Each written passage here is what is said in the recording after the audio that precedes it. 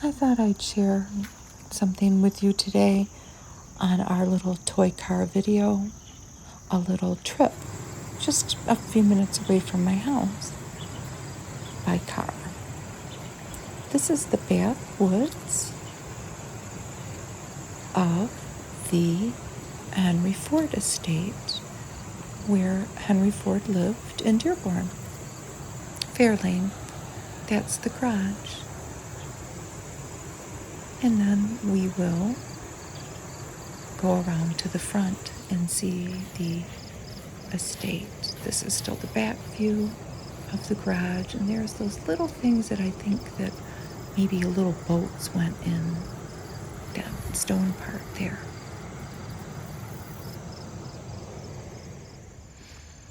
This is the front of the garage of the Henry Ford estate. Look at how ornate it is. It's very cool. And then we'll walk through the gardens to the main house and take a look at that today. I don't know. Let's see. There's a stone wall surrounding it, and it's the middle of September, so the gardens are still going strong. There's a little peek into the rose garden, and here we are back on the path. And that little structure is called the tea house. That was Henry Ford's little tea house that you could go sit in. You can still go in it now if you're at the estate. There's the main house. There's a statue of Henry Ford and his wife Clara overlooking this rose garden. There's the estate. The front of it, it looks over the river, the Rouge River in front of it.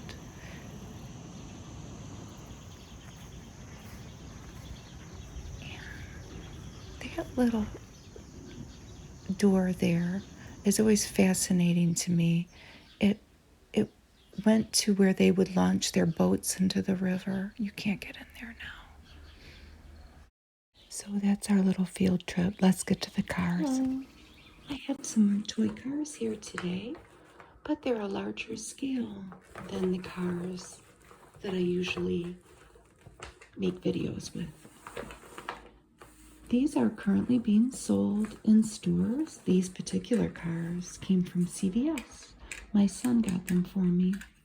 They're made by Kinscraft out of China, and they're all made of a zinc alloy on top and plastic on the bottom. The front wheels all move, and the back wheels have a pullback feature. You pull back, and they go. This black car is a 1966 Ford GT40 MK11, and the scale is 1 to 32. All the doors of these cars open, and we can peek inside. I have a little light here. I hope we can see inside. Kind of. Oh, we can kind of see inside. They all have a little steering wheel and little seats. This car, I guess I should know this because I live in Dearborn, Michigan, which is Ford country. But I never knew, I don't know much about car history, and I certainly never knew that this was the car that Henry Ford II created, or helped create, I guess, in a little war that he was having, I guess, with Ferrari. And this was the first car that broke Ferrari's winning streak at Le Mans. Never knew that. There's the gas tank, I think. And there's what the front looks like, and the back. I think only 105 of the real cars that this is meant to replicate were made, and they're worth a lot of money. They're worth millions of dollars. So that's our first car. Ford. The next car we look at is also 1 to 32 scale. And it's this Porsche, Carrera 2 356, and it's a coupe. It's made from 1960 and 1963. They were preceded by the Carrera A, and those were made from 1955 to 1959. They have the twin grills on the engine compartment cover, and they were very lightweight and nimble. Front kind of looks like Volkswagen to me.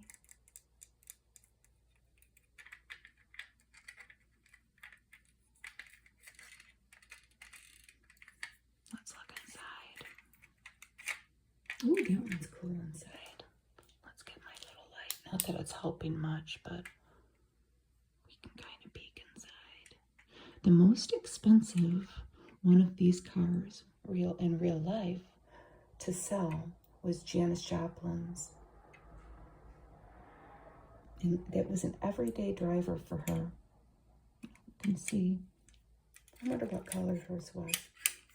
I looked up what color car Janis Joplin's was, and I'll just have to show you a picture. Here it is. It's multicolored. What do you think of it? It's cool, huh? It sold for $1.76 million.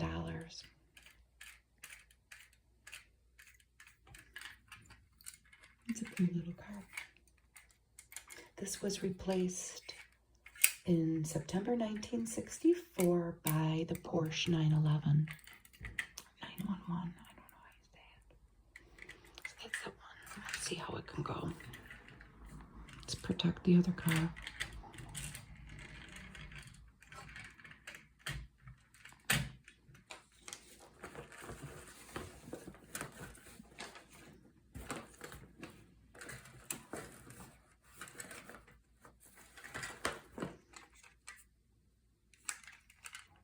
The next one we'll look at is the silver Mercedes 1954 300 SL.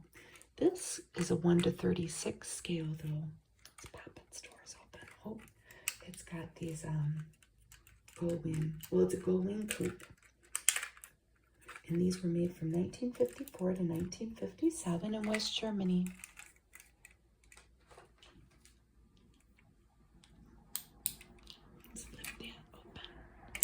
This car traces its origin to the 1952 racing car, the W194. They also made a roadster from 1957 to 1963. There's the Mercedes emblem on the back. It's sparkly. This car is sparkly. I don't know if the real car is sparkly. I hope it is. There's some these grills on the side. I'm assuming there's one over there too. And some of the famous people that owned this car, and there's a list of them, but Ralph Lauren owned or owns one, Paul Newman, and Clark Gable. A lot of celebrities owned this car. Okay, let's see how he can go. That looks pretty against this piece of tile. Oh, come on. There we go. Still spinning his wheels. And the next one is this, like an electric blue Lamborghini. It is a Countach LPI 800-4. This is scale 1:38. Wow, look at it. This was a 25th anniversary special edition, and only 112 of the real cars were produced. I think they're worth about $2.5 million now, if I'm reading on the internet right. It has kind of that scissor door. And this is a hybrid electric sports car. It's like a deep ocean blue, isn't it? That's what the back looks like. And then it has this grill on the top. That's what the headlights look like.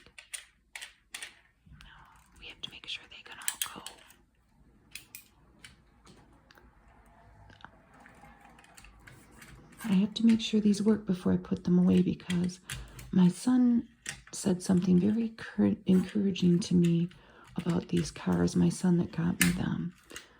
Because, of course, I'm never sure what to do with things once I get them. Make a video with them. They're kind of still going. And my son said to me, you know what, Mom, keep these because if I have kids, I want them to be able to play with them. That's just my little waiting for grandchildren segue out of the video. Okay, we have a few more to do. Let's see, what should have spaced the Aston Martins out. I didn't. I actually have two. This is one of them. This is scale 1 to 38, the Aston Martin Vulcan. Launched in 2015 at the Geneva Motor Show, designed by Marek Reichman. Only 24 were made. And one of these cars, in the real life cars, is in the penthouse of the Aston Martin Residence's tower in Miami, Florida. I wonder how much it is to stay there. So let's take a look at this. It's got a really cool spoiler and a back window. Let me turn my light on. At the front of it. Ooh, fancy. What would you say this red is? It's deep, deep red. It's almost like a blood red, isn't it? I'm sure they don't call it blood red, but that's kind of what it reminds me of.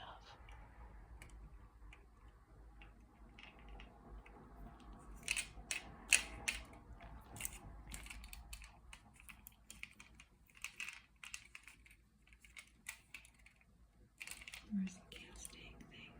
Is that it there? I don't know much about cars. All I really know is to look at the headlights, where the gas tank is, and then the back, and maybe the windows. Let me scoot them over. It's hard to scoot them. We gotta make sure this one can go, though.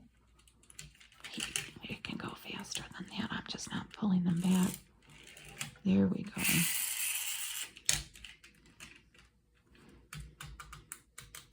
How did we end up with two Aston Martins? I don't know. Maybe that's what my son was most attracted to when he acquired them.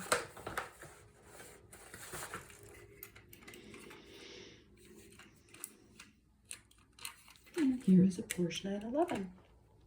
Or is it 911? I don't know. This is a scale 1 to 36. It's a hard top.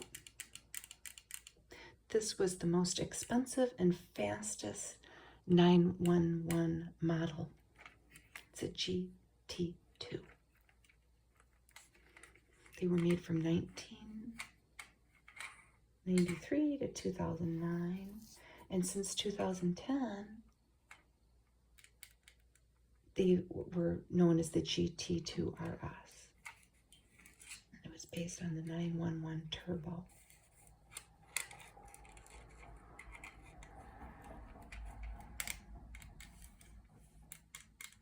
But it uses a similar twin turbocharged engine, but with upgrades. And this one is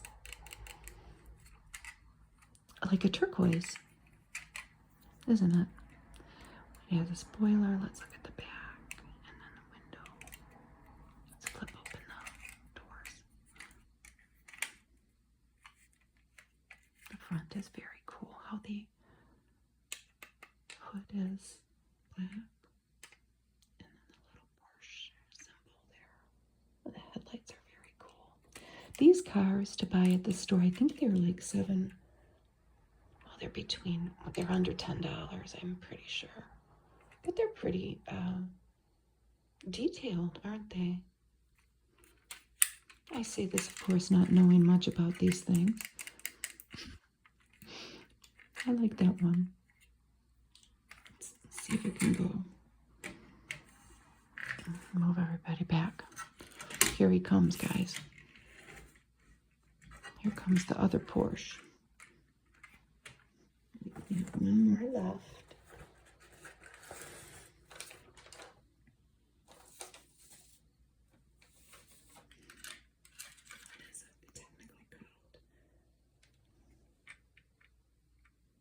1963 Aston Martin DB5 used under license, it says. I think that might be the only one that has this little feature of some type of an exhaust on the bottom. And it says AMD B85. The DB stands for David Brown, who is a man who built the company from 1947 onward.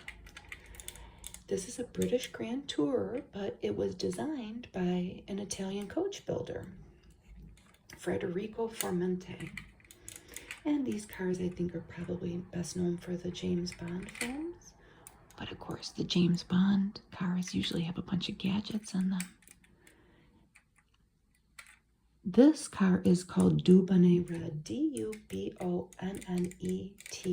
red. Is it the same color as that? I don't know, because that's an Aston Martin too. So maybe that's what that one was technically called. Let's look inside of it. It's very fancy. Very classy looking. Ooh. Oh, look at that one inside. They're not that detailed inside, but they're cool. Windows in the back. And the grill. And it has a license plate in the front, too.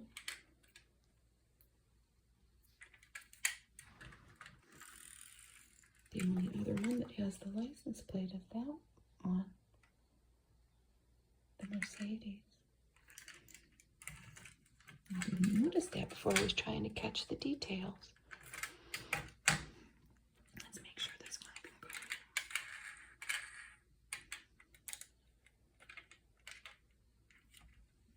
Here he goes. Oh, come on. No, I don't want to break it.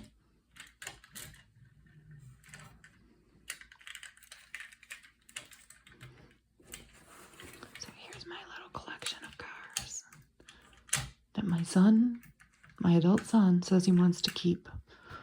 And we will. I've got a little box for them, but I thought I would share them with you today. Yeah, you can see the different scales. I didn't do them in any particular order, but these are definitely littler, aren't they? That's kind of cool. Thank you for watching my video today, and I will see you next time. Bye.